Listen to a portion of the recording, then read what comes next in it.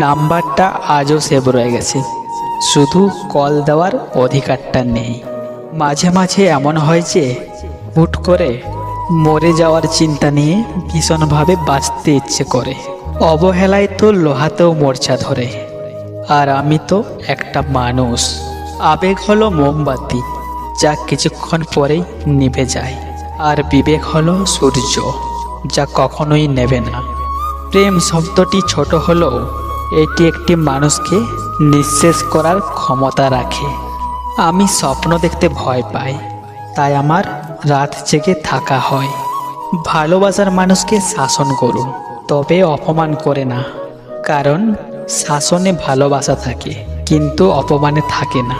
Maturity বয়সের সাথে আসে না, আসে জীবনের কঠিন বাস্তব অভিজ্ঞতা থেকে।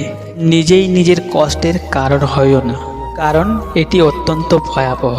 জীবনে ধাক্কা না খেলে জীবনের আসল মূল্যটা কোনোদিনই বোঝা যায় না। কেন যেন প্রতিদিন মনে হয় আমার জীবনের সব আনন্দ কেউ চুরি করে নিয়েছে। জীবনের প্রতিটা দিন কেবল একটা বোঝার মতো মনে হয়। কিছু সম্পর্ক কখনো মরে না, শুধু দূরত্ব বাড়ে। তাকে হারানোর পর বুঝলাম আমার জীবন থেকে আলোটাই হারিয়ে গেছে। আমি হাসি, কারণ কাঁদলে কেউ পাশে থাকে না। যে চলে যেতে চায় তাকে ধরে রাখার কোনো মানে নেই।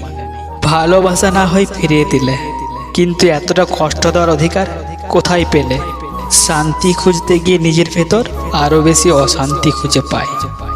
যাকে নিজের করে ভেবেছিলাম সে আজ পর হয়ে গেল। আমি কষ্টের গল্প লিখি, কারণ সুখের গল্প আমার জীবনে নেই। কেউ বলে কষ্ট ভুলে যেতে, কিন্তু কষ্টই তো আমাকে বাঁচিয়ে রেখেছে। ভালোবাসা দেয় না, শুধু আশা দিয়ে মানুষকে বাঁচিয়ে রাখে, আর শেষে ভেঙে দেয়। এখন আমি বুঝে গেছি কিছু কষ্ট কখনোই শেষ হয় না, শুধু তা নিয়ে বেঁচে থাকা শিখে নিতে হয়।